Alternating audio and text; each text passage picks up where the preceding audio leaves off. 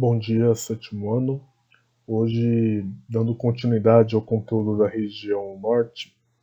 Então, anteriormente, a gente falou das características populacionais da região e hoje nós vamos mencionar e trabalhar as questões das atividades econômicas praticadas na região aí da Amazônia. Então, na região norte estão algumas das maiores reservas minerais do mundo. Entre os minérios mais encontrados estão o ferro, a bauxita, o ouro, o manganês e o nióbio. O extrativismo mineral é realizado por grandes empresas e recebe alto investimento estatal e privado. Eis alguns projetos de extrativismo mineral lançados pelo governo federal na região. Então, pessoal, como a gente pôde notar, a região norte do Brasil ela tem alguns potenciais.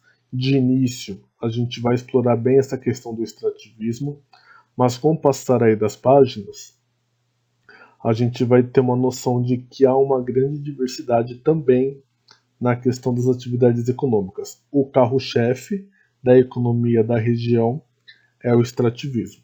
Então nós vamos da página 239 e vamos até a página 242. Então, voltando a falar dos projetos lançados pelos governos, né, ao longo dessa história, a gente pode destacar o programa Grande Carajás, lançado em 1980, o projeto Trombetas, implantado em 1970, o projeto Alu Norte,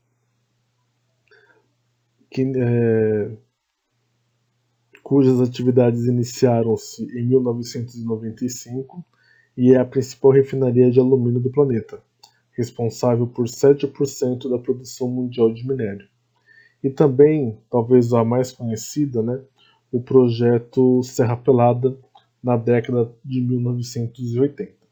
Então, a gente tem aí um panorama a respeito dessas atividades, né, do extrativismo na Amazônia, basicamente extrativismo mineral, e a gente vai também abordar o extrativismo vegetal da região.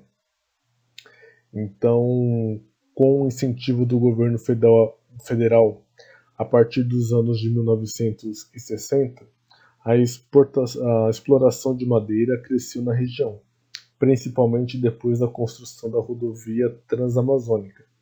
Hoje, diversas empresas nacionais e estrangeiras atuam nos estados do norte, sob o controle e a fiscalização do Instituto Brasileiro de Meio Ambiente e dos Recursos Naturais Renováveis.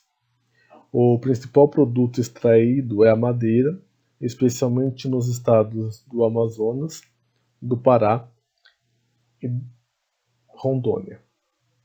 Bom, então temos aí esse mix, né? Tanto o extrativismo mineral, mas também o extrativismo vegetal. Também as atividades agrícolas da região.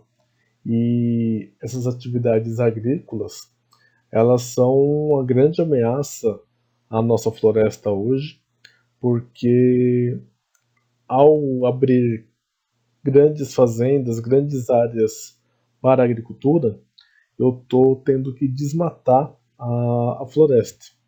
Então, a agricultura, juntamente com a pecuária, são as maiores ameaças, as maiores e atuais ameaças à floresta amazônica. Na questão do extrativismo mineral, já tem um controle maior e não ameaça tanto porque não é uma atividade que possa ser feita de forma clandestina. Mas já a pecuária e a agricultura, principalmente a pecuária, há mecanismos de burlar leis e a fiscalização. Então, de fato, hoje a pecuária e a agricultura são grandes ameaças à nossa floresta.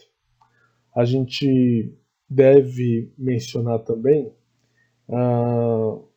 a questão industrial, que a gente vai ver um pouco mais para frente, mas a questão agrícola, né, foi colocada aí para vocês. Então, nos últimos anos, observou-se o crescimento da agricultura comercial na região, com destaque para a produção de soja, realizada em novas fronteiras agrícolas, como nos estados de Rondônia e Tocantins.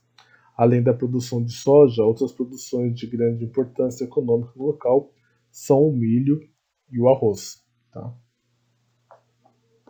Na tela, nós iremos falar da Zona Franca de Manaus. Então, esse símbolo, né, esse logo que vocês estão vendo na tela, ele vai estar presente em grande parte dos eletrodomésticos que você tem na sua casa: geladeira, TV, sons, né, aparelho de som, né, ferro de passar roupa.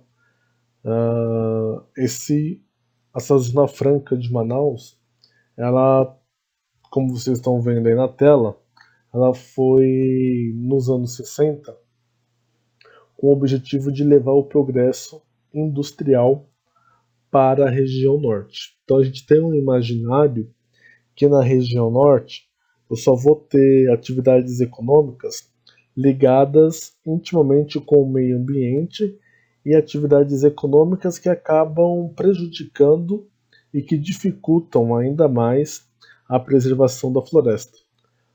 Portanto, né, para fugir um pouco disso e unindo a minha fala de início, em que há uma diversidade de atividades econômicas na região norte, a gente vai falar um pouco daqui da Zona Franca de Manaus.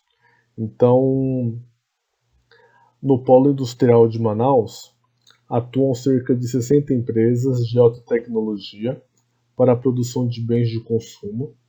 Os setores que mais se destacam são do eletrônicos, de motocicletas, de aparelhos celulares e de química. Contudo, existe um fator que não permite que o polo industrial se desenvolva de forma mais intensa: o sistema de transporte. Manaus é uma cidade relativamente isolada do restante do país e seus principais meios de transporte são o hidroviário e o aéreo, insuficiente para atender toda a demanda industrial. Então, há alguns problemas, algumas dificuldades para que esse polo se desenvolva cada vez mais. Porém, a gente pode assinar, né, confirmar que a Zona Franca de Manaus contribui também com o PIB do estado do Amazonas. Okay? Então eu agradeço a atenção de vocês. Realizem as atividades das páginas mencionadas, 239 e 242, e num futuro encontro online a gente possa fazer a correção dessas atividades sem problemas. Então um grande abraço para vocês e um ótimo fim de semana.